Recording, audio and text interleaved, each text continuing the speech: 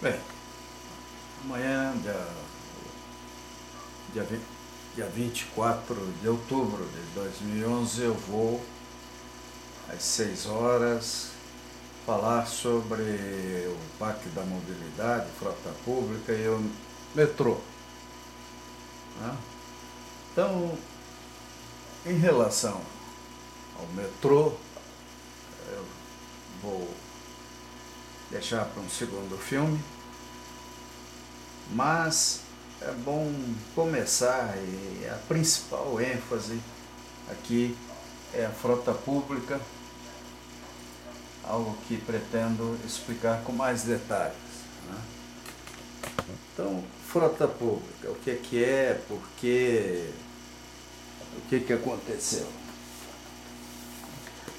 Isso aí surgiu aqui em Curitiba com a administração do Roberto Requião, com a ideia de reduzir custos e de dar maior autonomia ao transporte coletivo, à administração pública no transporte coletivo. Então, a cidade, nessa época, teve, vamos dizer assim, graças à atuação do prefeito, condições de implantar a frota pública, e eu participei disso diretamente como diretor de planejamento e engenharia da URGS. Foi um período fantástico e que merece algumas considerações preliminares, né?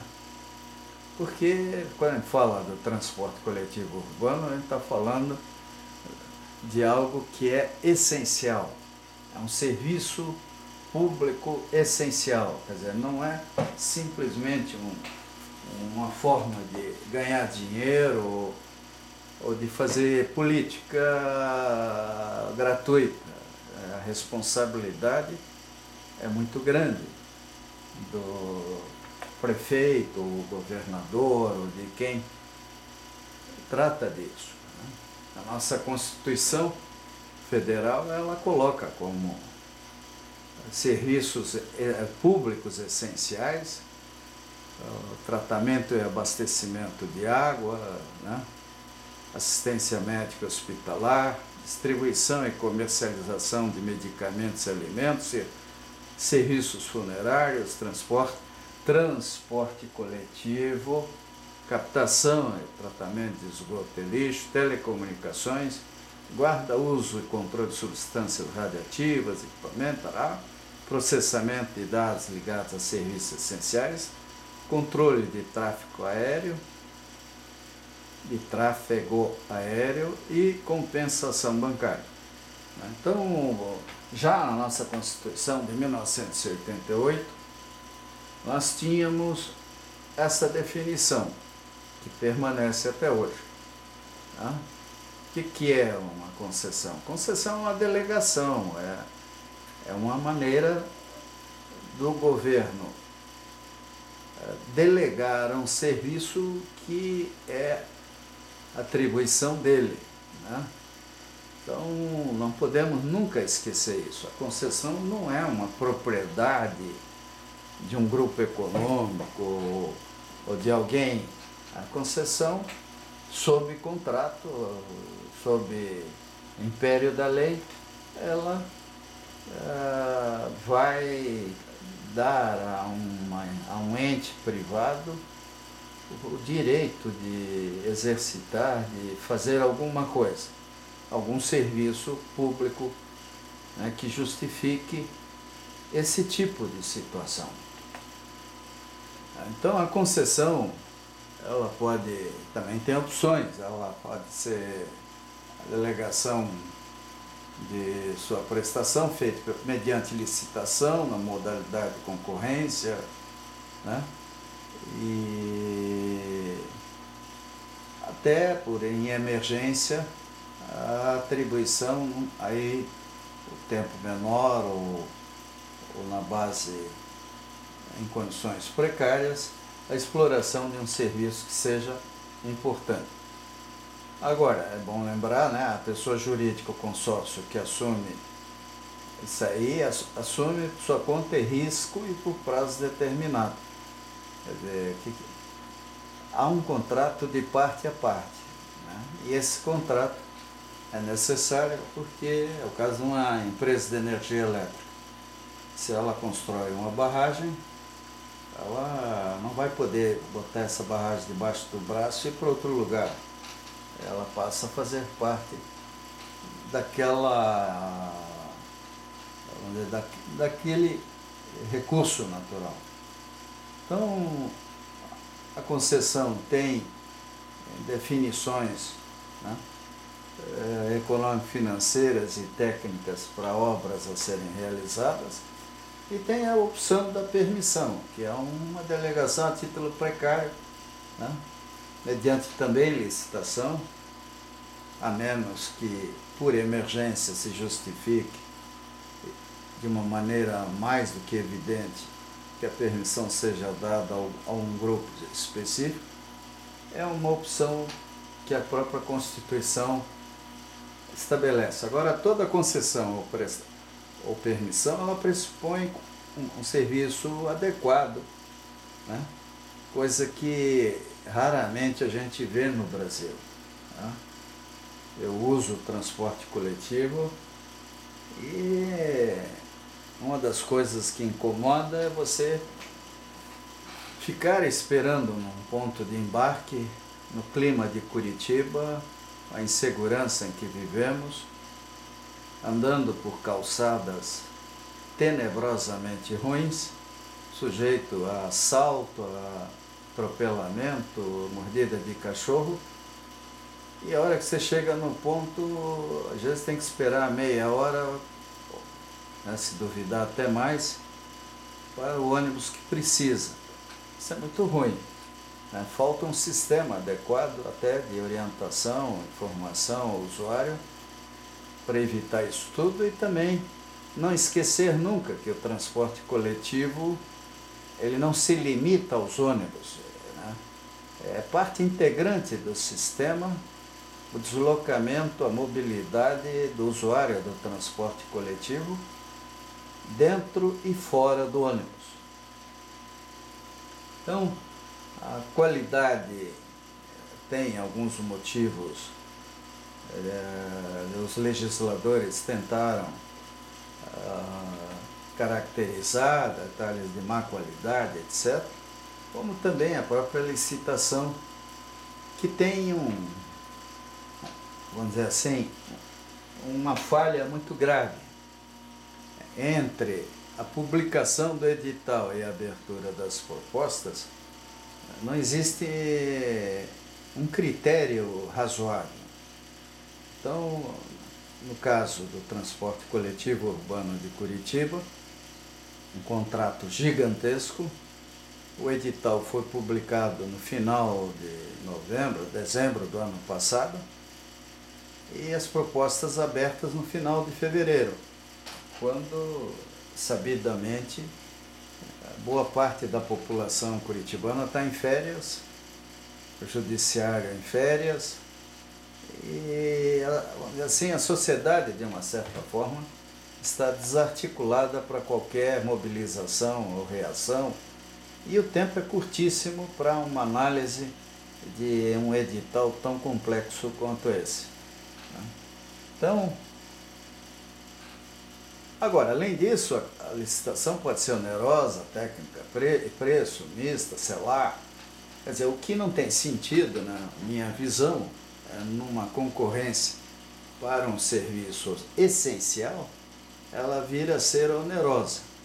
Ela é onerosa ao usuário, ela é onerosa ao consumidor. É um imposto disfarçado.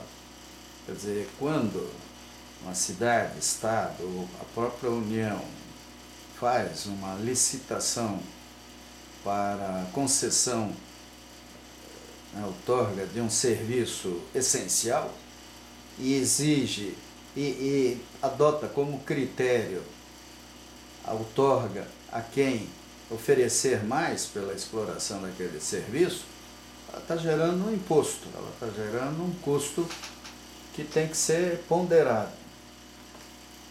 É bom é nunca esquecer que quem paga é o contribuinte, é o usuário, né? Porque afinal de contas, que a gente saiba, não existem doadores. Né? Tem doador de campanha, mas não doador de serviço público essencial, isso não existe. Então, a questão dos doadores, ela tem que ser vista com muito cuidado. Né?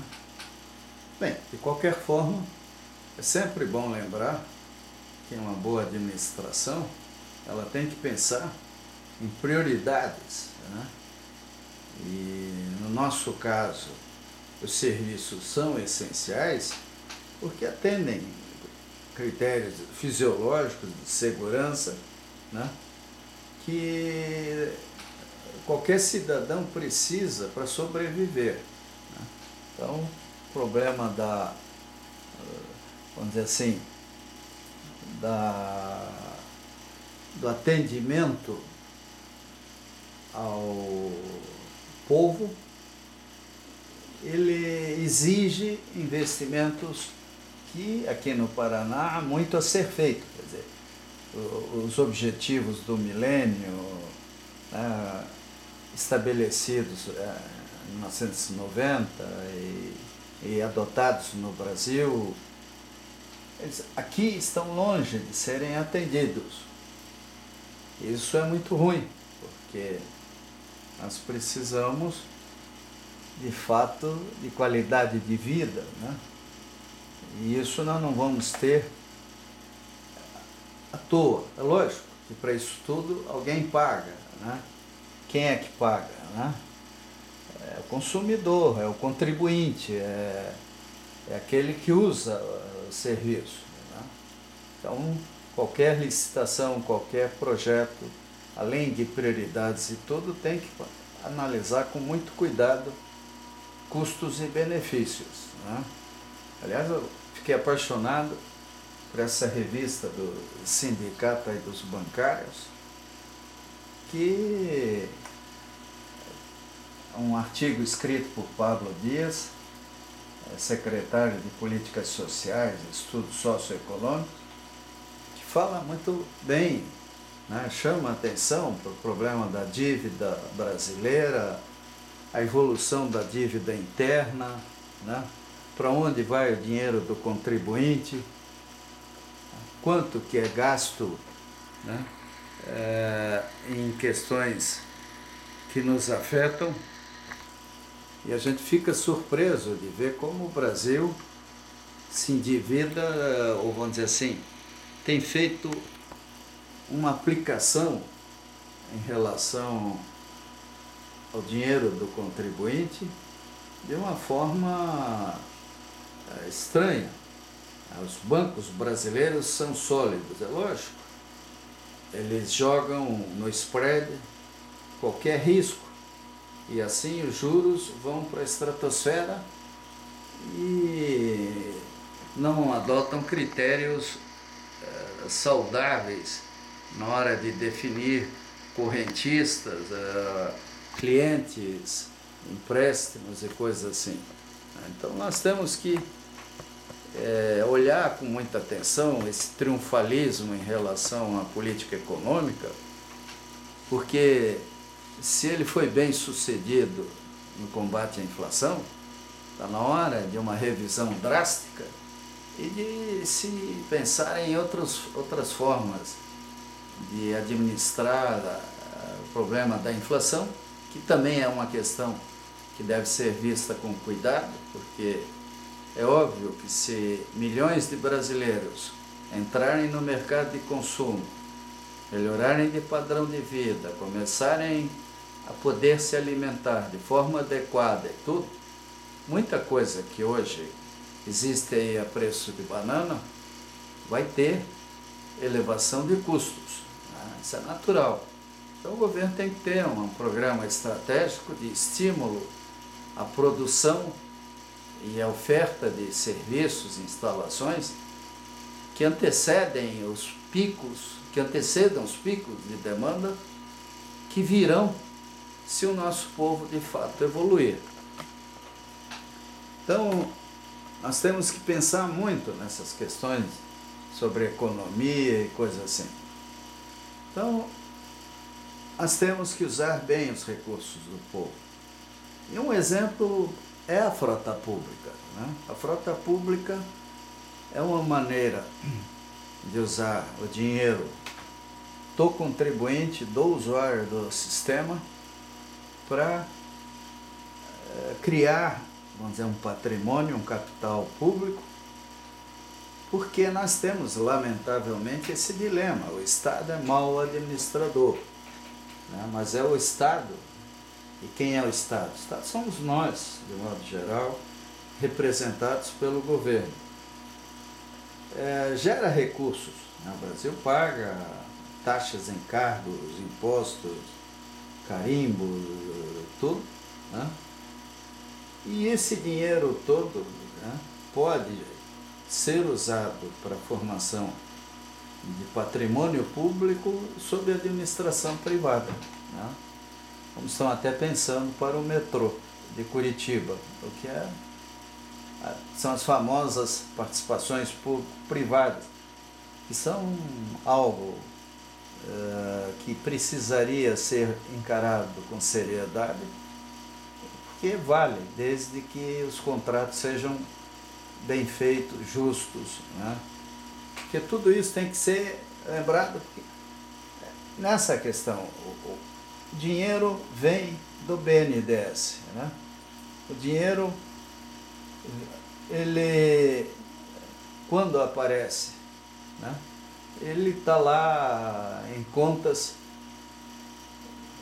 do BNDES, que é capitalizado pelo próprio povo, né? E se empresários podem usar esse dinheiro, por que não, né, o governo para a formação de frota pública? Então a questão toda é ver isso com bastante cuidado, né? E aproveitar as fontes de recursos públicos para usar na formação da frota pública, né? Isso que vocês veem aí está à disposição do empresário, né? Finame, famoso Finame. E qual é até a maldade, às vezes a malícia? O empresário vai lá, pega o dinheiro do BNDES, Finame, compra o equipamento, talvez receba por fora uma série de outras coisas, e no fim, praticamente sem botar a mão no bolso, ele gera um patrimônio pessoal gigantesco.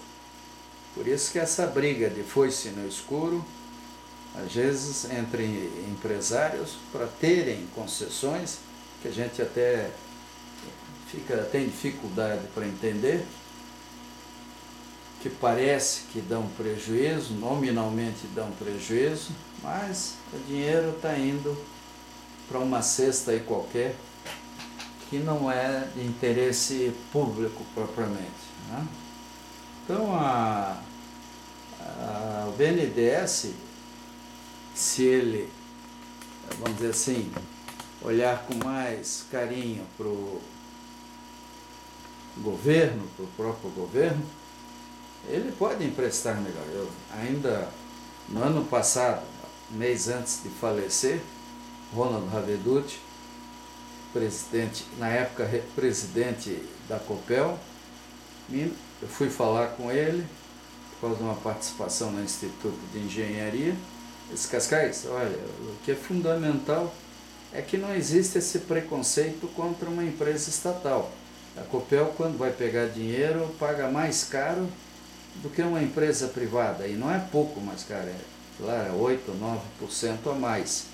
Quer dizer, a competição fica desproporcional entre uma empresa mista, de capital misto, e uma empresa totalmente privada, muitas vezes privada, mas com dinheiro de fundações, das estatais, e grupos econômicos estrangeiros e coisas assim. Então, as próprias concessões são garantias, tem que cumprir formalidade. E o que é necessário, às vezes, um bom relacionamento com os fabricantes, o poder público, para saber o que é feito, o que tem, o que existe, né? E o empresário usa esse bom relacionamento, muitas vezes, como eu disse, de uma forma que não é exatamente o interesse do povo. Então, o município, com a frota pública, ele compra diretamente os veículos e os entrega à operação privada sob contrato. Quer dizer, isso existiu em Curitiba. Isso foi feito no governo Requião, né? Então, aqui nós vimos que a frota pública funciona, pode existir, né? Inclusive, na época, nós reintroduzimos o ônibus articulado, a bilhetagem automática, começamos a fazer a recuperação das canaletas, tudo, e no momento em que a cidade de Curitiba se encontrava endividada, tinha ultrapassado o limite de endividamento, não podia pegar financiamentos. Então, o dinheiro saía de uma fração mínima da tarifa e mesmo assim nós compramos 88, se não me engano, ônibus articulados, pagando à vista. Isso em um ano.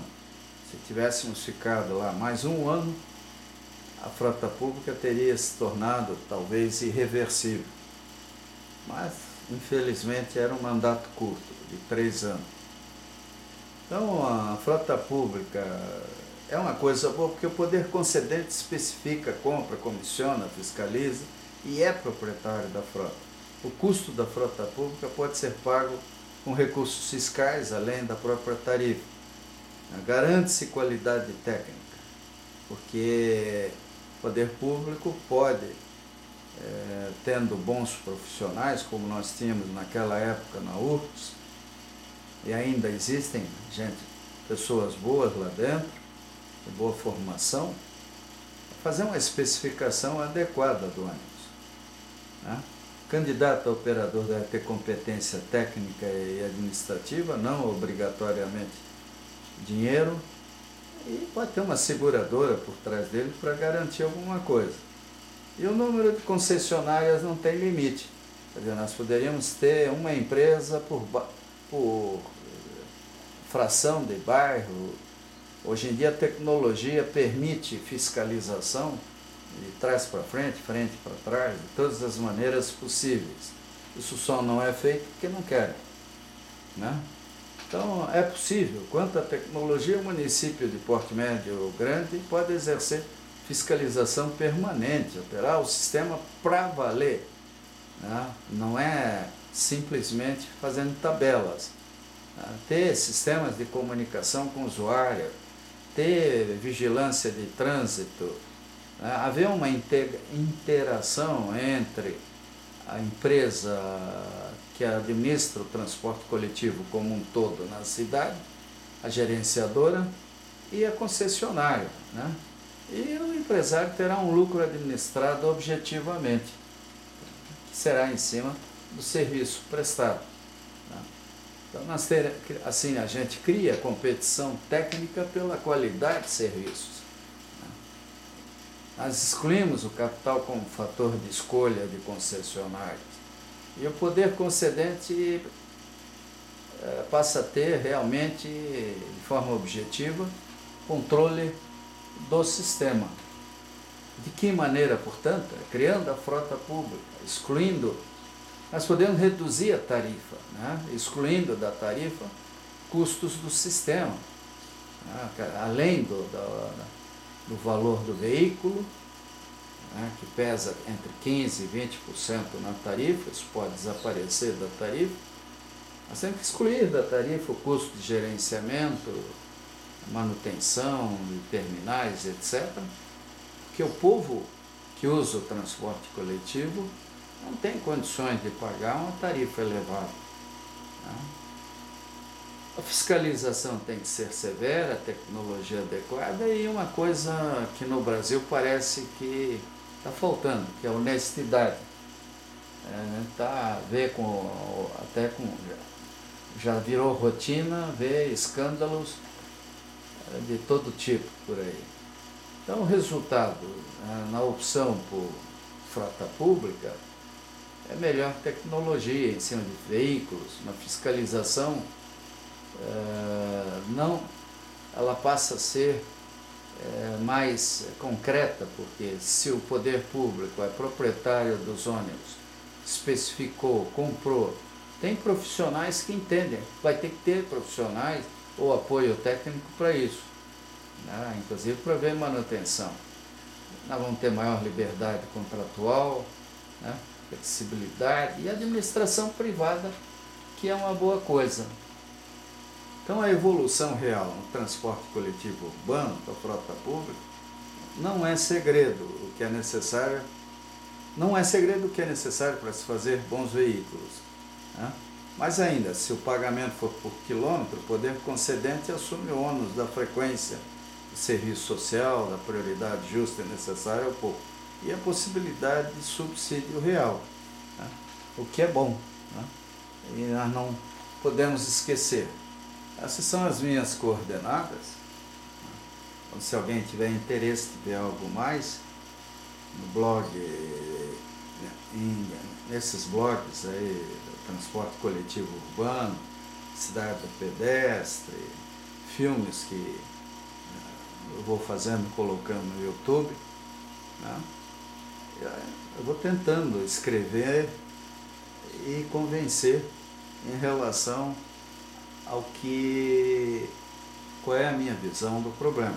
E quem tiver dúvidas pode escrever, me mandar um e-mail, tá?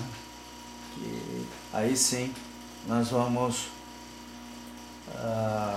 falar sobre diretamente sobre o transporte coletivo, tá?